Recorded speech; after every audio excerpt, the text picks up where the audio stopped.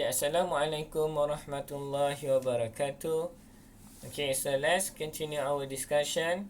Okay, this will be the last properties of Fourier transform, which is convolution in omega. So in these properties, if x omega is the Fourier transform of xt, then x1t and x2t, okay, if we multiply these two signal, okay, the Fourier transform will be equal to 1 over 2 pi x1 omega convolve with x2 omega, which x1 omega is Fourier transform for x1t, and then x2 omega will be the Fourier transform for x2t. So we have convolution over here. That's this properties convolution in omega. So if we have convolution in omega, so in time domain, which is this one in frequency domain, in time domain we just need to multiply these two signal, okay, which is much more simpler compared to when we do convolution process, as in the previous I think chapter, okay, we learn convolution process using graphical method, which require a long calculation, and then it's not easy to doing it. So by using these properties, what we need to do is just very simple. We need to do inverse Fourier transform for x1 omega and then x2 omega, so that we can have x1t and x2t, and then we just multiply this. As we know, when we multiply this, Fourier transform of this one will be equal to 1 over 2 pi x1 omega multiplied with x2 omega. So let's do one example so that you can understand it much better. So you are given xt equal to cos omega naught t and ht equal to 2 negative 2t ut, and then x omega and h omega are Fourier transform for xt and ht respectively. And then using properties of convolution in omega, okay, we need to find x omega convolve with h omega. Okay, alright. So if you look in terms of the Fourier transform, okay, in terms of the properties of Fourier transform for convolution in omega, so if we have Fourier transform for x1t dot x2t, so this will be equal to 1 over 2 pi which is x1 omega convolve with x2 omega, okay, right, which is this will be the capital letter x2 omega.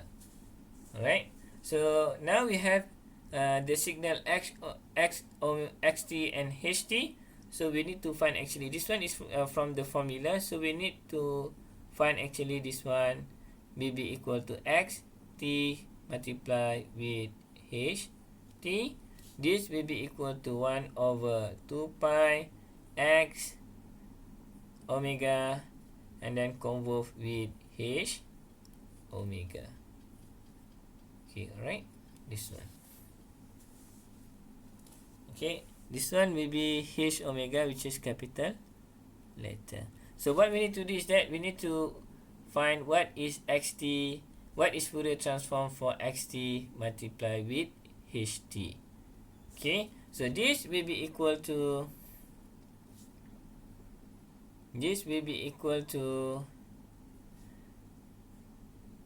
xt is cos, so we have cos omega naught t, and then ht will be e negative 2t ut, e negative 2t ut, and then this will be equal to 1 over 2 pi x omega convolve with h omega, right? So we can rearrange this equation. So we have e negative 2t cos omega naught t ut, okay, and then this will be equal to 1 over 2 pi x omega, I think this one missing the bracket, x omega convolve with h omega, right?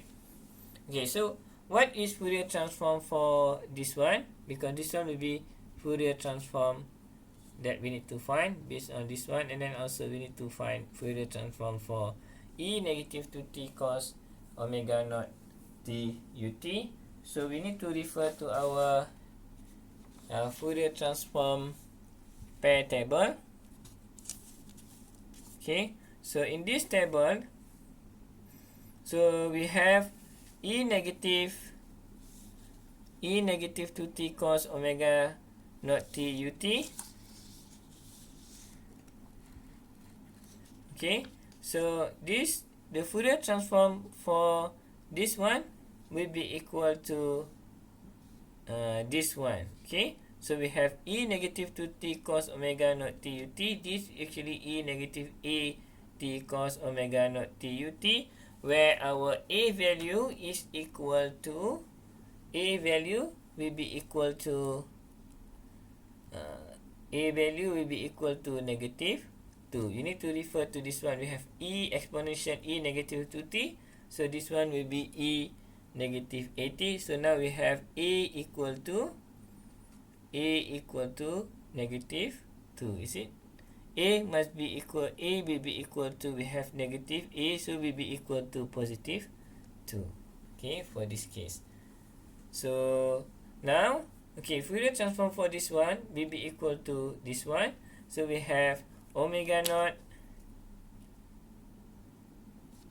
this one a which is 2 plus j omega divided by a which is 2 plus j omega squared, and then plus omega naught squared. Alright, so this one you can cancel out. Okay, so the remaining is this one. This will be equal to 1 over 2 pi x omega convolve with h omega. Right, so we have cancelled this, so now we have 1 over 2 plus j omega plus omega naught squared. Okay, this will be equal to 1 over 2 pi x omega multiply convolve with h omega. Right? Okay, so we have here what we need to do to find what is our x omega. We just need rearrange. With this one will be moved to the left, and then this will be moved to the right. So we have over here 1 over 2 pi x omega multiply or convolve with h omega. This will be equal to 1 over 2 plus j omega plus omega naught squared. Okay, so that we need to move 1 over 2 pi to the left. Okay, so we will have x omega convolve with h omega. This will be equal to, when we do this, this will be equal to 2 pi divided by 2 plus j omega plus omega naught squared. Okay, alright, so this is the final answer for x convolve with h omega. Right?